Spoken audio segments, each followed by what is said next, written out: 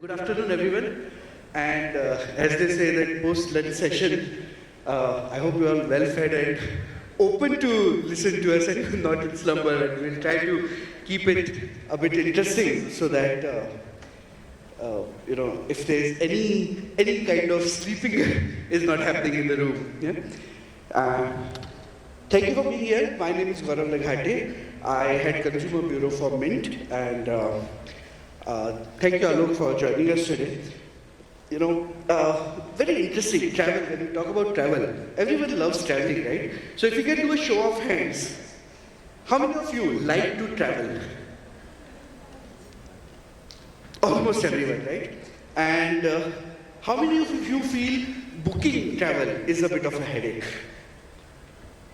There you go, almost more than half of them, right? And how many feel anxious of whether flights or train will be on time or hotel will be good? Again, so, on that, we know how 60% or 70%, everyone loves traveling, but these are the issues which they face on their everyday life. So what all you think is broken with the travel end-to-end industry today? And maybe you can share some light on how the OTA industry and Ixigo in particular is helping to solve for that problem. Thanks, Gaurav. I think, it's quite a dichotomy that when you think of travel, it's something we all look forward to. It brings people together. We travel with family, friends, we create memories that last a lifetime. And the joy of even thinking about a trip, gives you an adrenaline rush and gets some dopamine injection in your brain. But the moment, the rubber hits the road, which is your friend pings you saying, plan bana lo, book kar lo, and then some friends start dropping off as well. Or your wife is nagging you, what next? We planned something, that's when you figure out that the anxiety at each step in the process from the time you're planning a trip, till the time where you've actually booked it, and then the real anxiety actually starts then, which is the time you've packed and you're left for that railway station or airport, and you want nothing to go wrong, right? You want everything to be as per plan. You want everything to turn up on time. You want everything to be frictionless in that experience. The reality usually, sadly, is very different because things do go wrong, right? And we've all seen this, your train runs delayed, or your flight gate is changed, or you don't know where to stand for your bus, and sometimes you miss the bus, and you check into the hotel, the experience is nowhere close to, what you saw online in that jazzy photo. We've all been through that, right? And it's kind of sad that, I've been in this industry now for almost 23 years, give or take, and I think it's kind of sad that some of those things still haven't changed, right? And airlines have been around for much longer. OTAs have been around, let's say, for the last 15, 20 years. And despite all the technology out there, there are several points of failure in this process where we are not able to reduce anxiety today. So I think what you touched upon is very interesting, that look, travel is the only thing we all spend on that makes us richer, and we all look forward to it. But nobody likes dealing with all these small things that can go wrong along the way.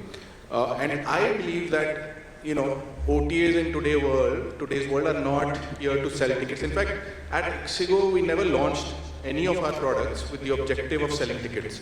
We were a meta search, helping people find where the best fares are. On trains, we launched as a utility app to help people check the running status or the PNR status and predict certain things and tell you where your platform, your coach position, your seat will be, etc., etc.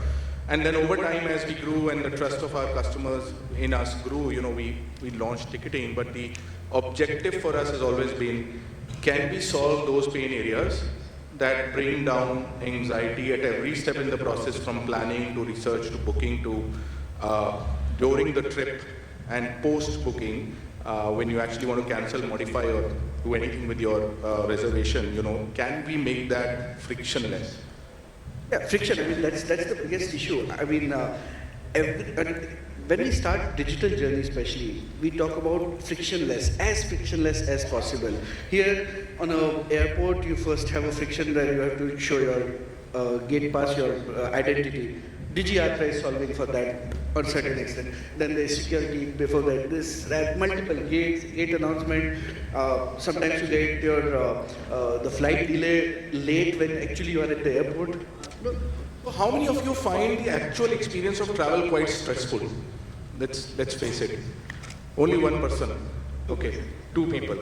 And how many of you actually believe that with all things that OTAs do today, some of the basics are still not solved for.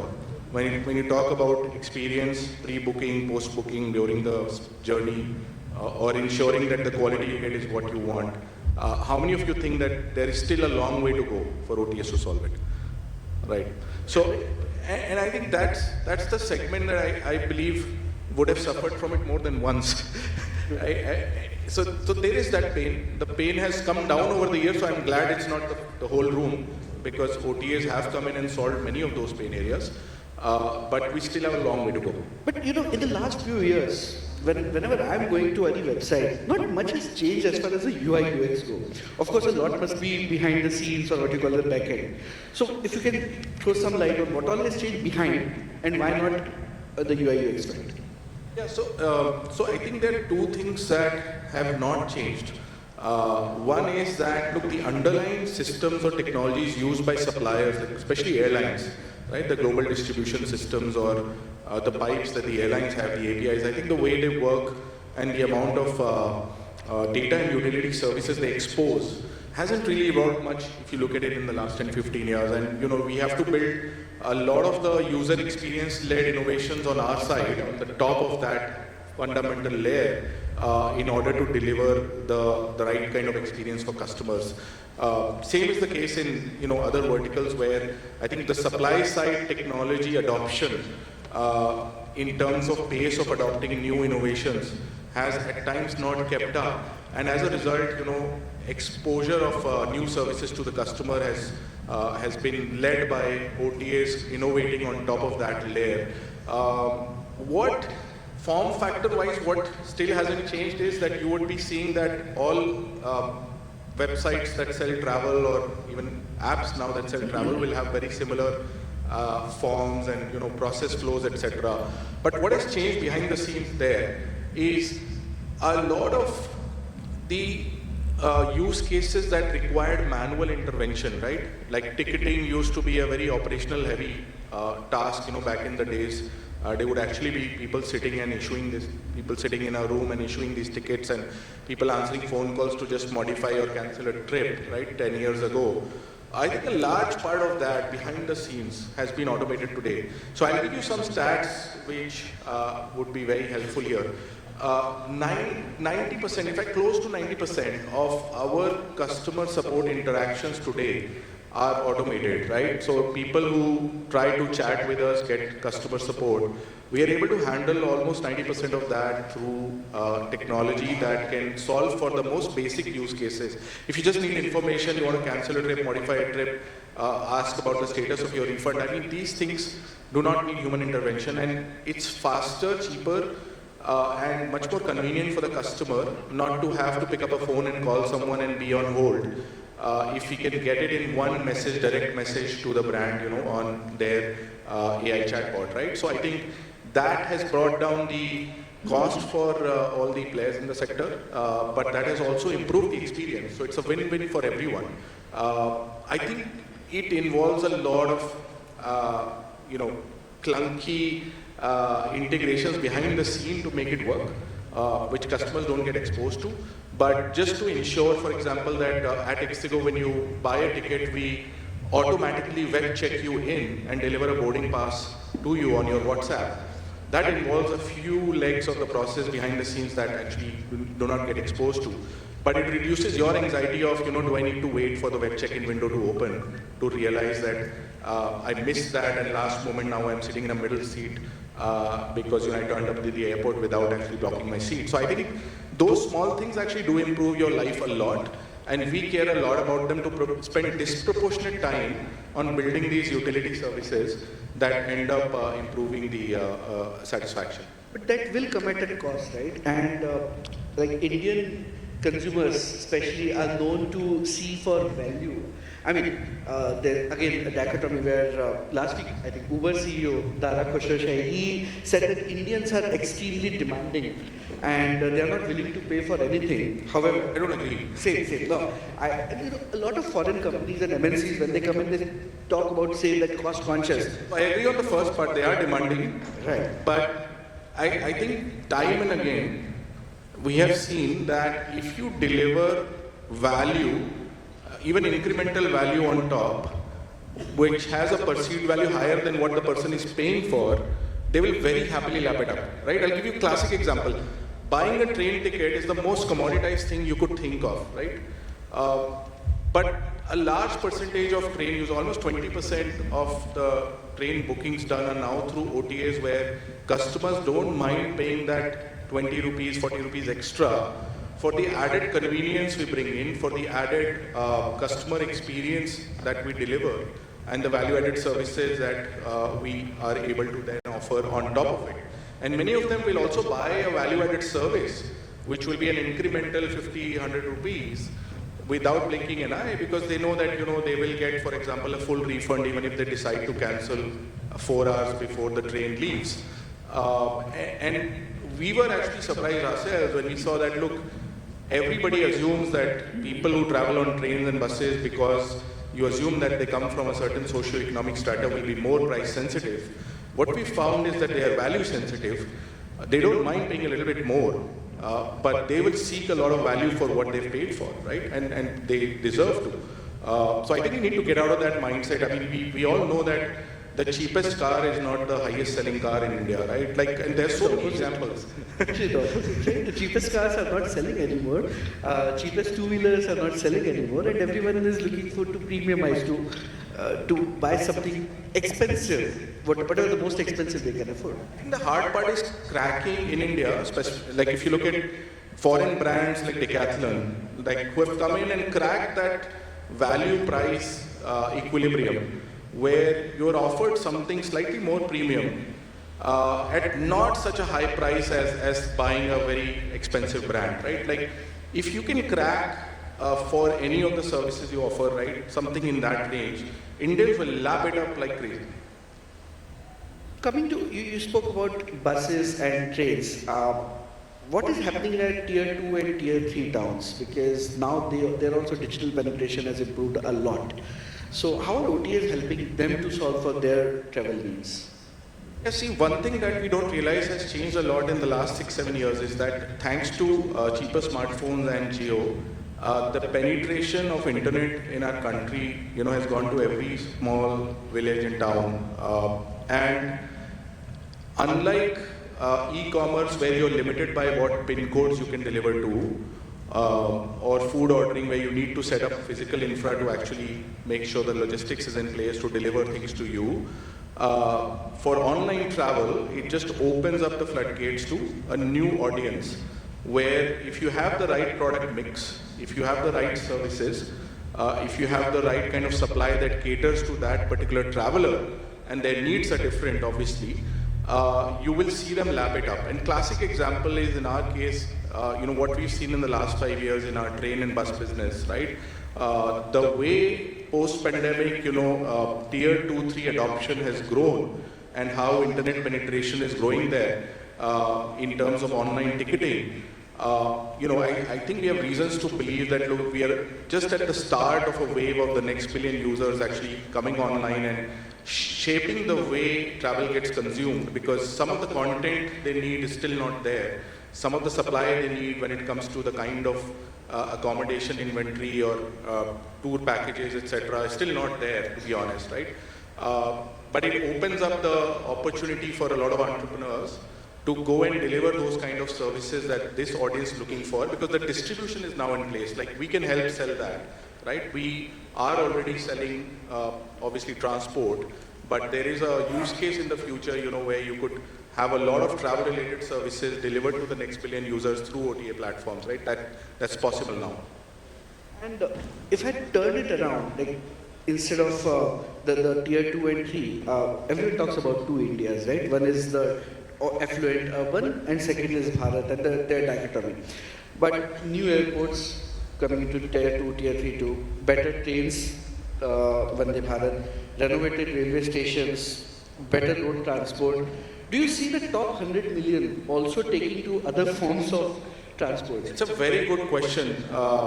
I mean, classic example, I don't know how many of you have actually traveled within Europe, but at times you're spoiled for choice between a train, a bus and a flight between two cities in Europe, because the price, the time taken, and time taken in case of a flight means 2 hours before you have to go there, then security check, all of that, and then you have to take a cab to somewhere out from the city, and then go back in another city. Train, you're going center to center. Bus also, you're going, center of the city to center, and if the road infrastructure is great, it takes equal amount of time as a train. I think it is not unlikely that in a few years, for many routes in India, we'll be facing the same dilemma, because our road quality, the expressways, for all of us who have traveled on expressways, we've seen that on certain routes, you can actually get there faster than a train. I mean, unless the train speeds get to a point where you would no more be able to do that, I mean, once the bullet train is there. But on price point, obviously, flight is still a lot more expensive, because train was heavily subsidized in our country. As the trains get premiumized, obviously the price points will keep rising over the next decade. Buses, already there is a huge amount of premium inventory that is coming online through new age operators. You have the likes of NewGo, FreshBus, and several other new age operators now, FlixBus entering, So again, there is a segment which is willing to pay more for a better experience, traveling on a much better quality expressway.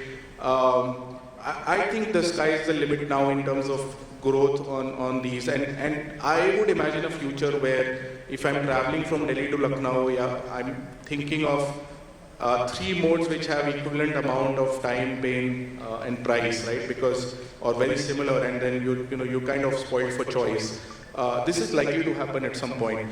I think you should all take a look at the designs that Modi ji has unveiled 2 days back, and Ashwini sir is obviously deeply involved in that right now. But 2,000 plus railway stations in our country are being upgraded with a huge amount of spend. I think 41,000 crores if I remember. But basically, we are seeing infrastructure upgrade to match airport quality standards, and in some cases better than airport quality standards at the railway stations. So you're going to see the same level of infra, the same kind of experience, the same kind of brands, available at, let's say, a New Delhi railway station as you would see today at the Terminal 3 airport in Delhi, right? And this is not going to take a decade. It's going to happen over the next few years, and not just in Delhi, but 3,500 airports across, 3,500 stations across the country are being upgraded, out of which the first phase of 2,000 has been kicked off already.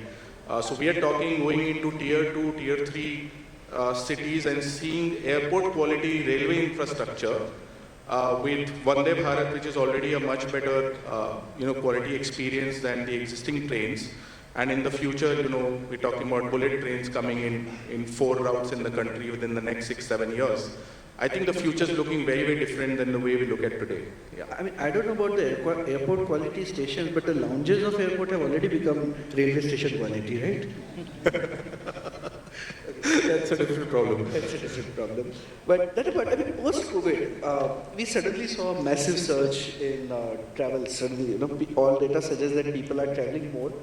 If they were taking 1 annual trip, they are taking 2 or 1.5. If they were taking 1 international and 1 domestic, they are trying to do 2 domestic, 2 weekends, 1 larger. It's all about, and they're spending more because flight tickets are expensive, hospitality, hotels, everything is expensive. So this is all what in millennial or Gen Z they call YOLO and FOMO and all, right? But when do you see this settling down, and where? Is there going to be a new normal? Yeah, so I think we were all thinking that this is some sort of revenge travel, bounce back, etc., and that, the new normal would settle at pre-COVID levels, etc. I think we have seen now in the industry that the new normal is defined by, the behavior of saying, I'm not going to wait till I'm 50 and I have a lot of money in my bank account to, start traveling more. If I'm in my 20s, I'm going to spend on myself right away, right? And we're seeing Gen Z lead the charge with that. We're seeing not just 2 or 3 trips a year. I think Gen Z is taking 5 to 6 trips a year. We should learn from them. And I think we all grew up in a at least, when I was a kid, used to take like 1 trip a year. So we grew from 1 trip to maybe today we are taking 3 or 4 trips, and Gen Z is already taking 5 to 6 trips. So you see where this is headed. And the reason is simple, that I think COVID has taught us that we only live once, and that life is very fragile, more fragile than we ever thought it was. It was always fragile, but this realization struck us that might as well spend on experience. And the way it's being visible now is that the same person who would be booking, let's say, a non-AC bus wouldn't mind spending on an AC bus. The same person booking a sleeper class today, like pre-COVID, would be booking like a third AC or a second AC today, right? And the same person who was booking third or second AC pre-COVID has actually started taking a flight, right? And we are seeing a lot of first-time flyers coming through us, right? Like, because they were already using us for train or bus use case. And today, number of airports, 60 new airports have come in the last 5 years alone.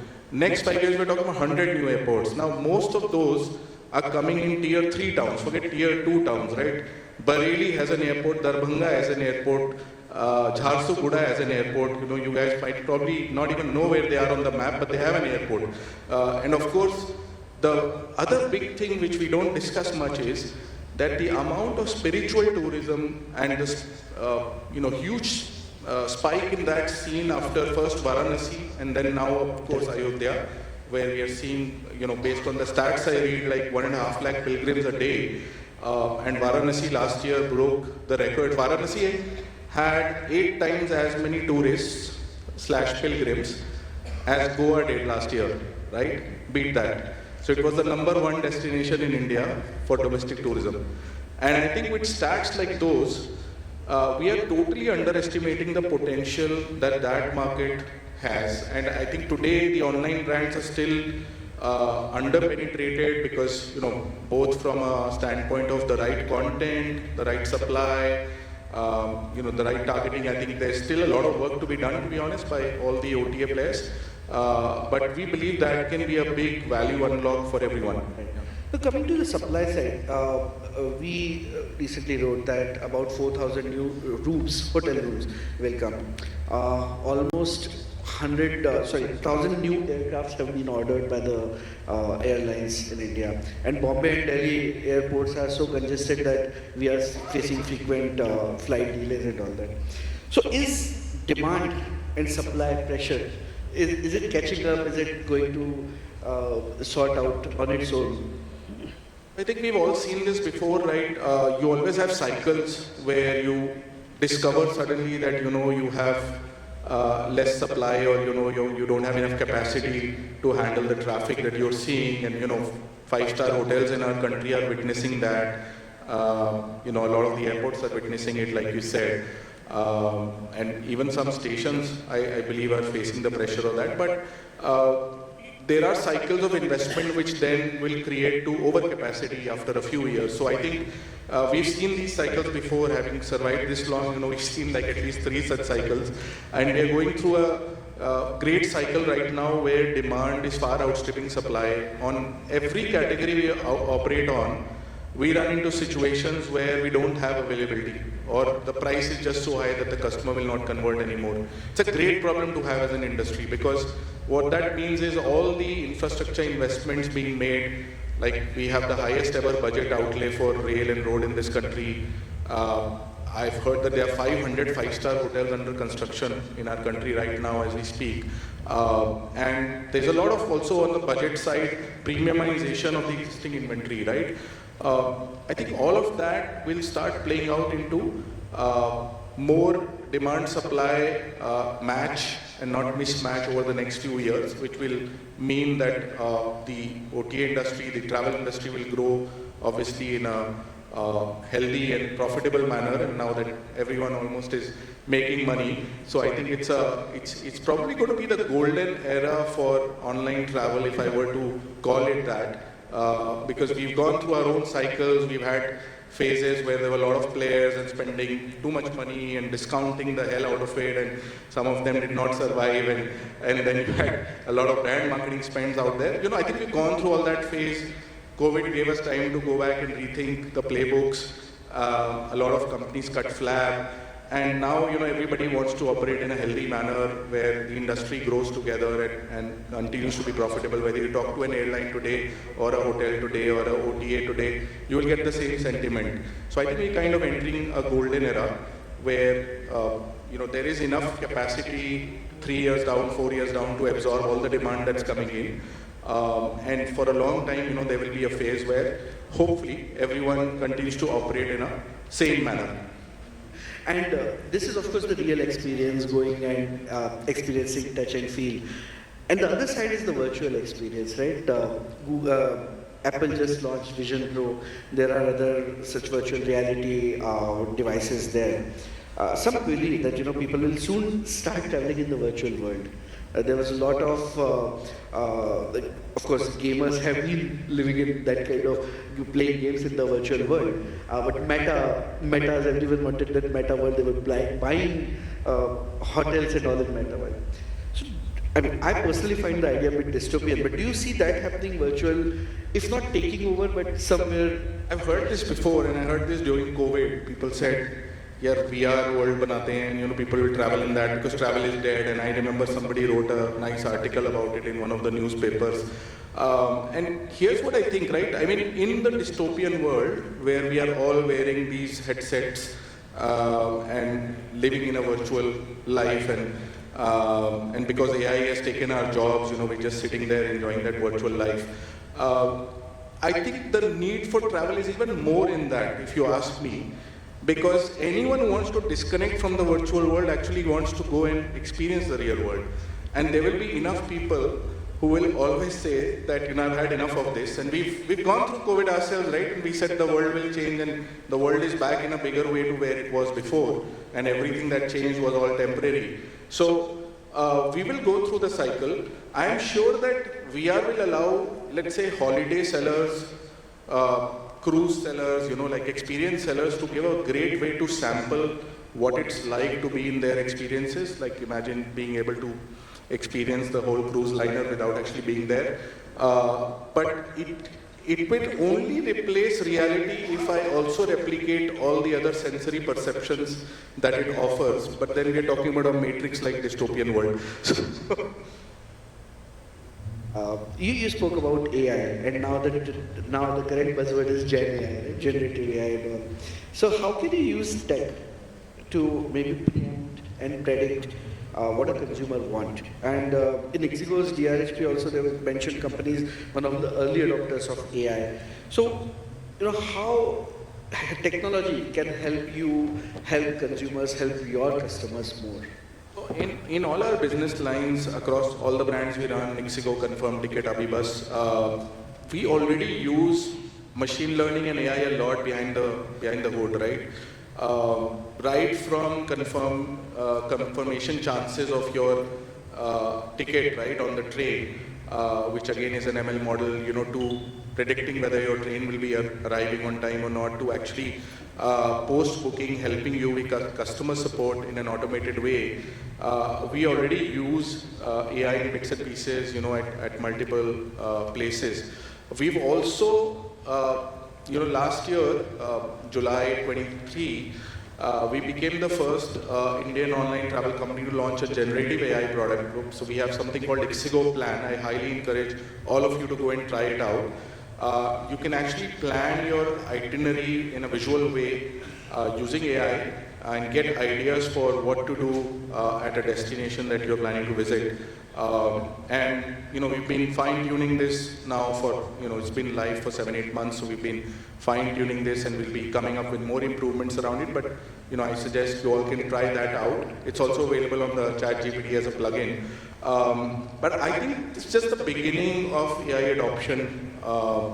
We believe that in a version of the future, OTAs become more like your AI travel assistants, who can handhold you from the time you start thinking of a trip, helping you plan it, helping you book it seamlessly, and while you're in that trip or at the destination, also handholding you with all the information that you need, because only then will we become your true personal travel companions, right? And not just a place you think about when you want to buy a ticket. That's not what we aspire to be.